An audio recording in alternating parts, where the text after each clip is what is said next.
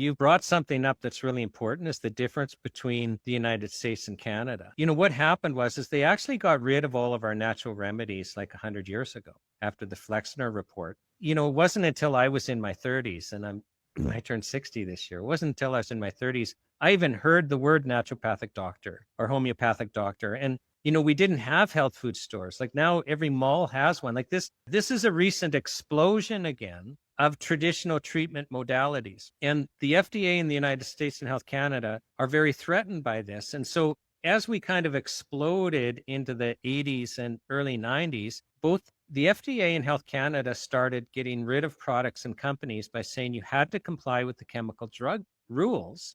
And you can't comply. So citizens rebelled. And in the United States, Congress held broad hearings on this, and they passed a law called the Dietary Supplement Health and Education Act of 1994, where they said, hey, wait a second, these are perfectly safe. Let's classify them as food. Let's not classify them as drug. Let's actually deem them by law to be safe. So in the United States, the same products that we say are dangerous are deemed by law to be safe.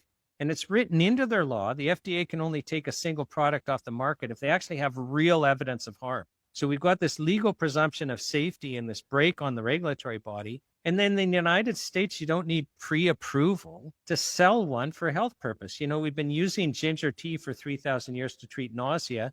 They don't need permission. We didn't need permission before either, but we have our citizen rebellion, and Health Canada imposes on us the drug model. So in the US, they're foods. In Canada, they're drugs.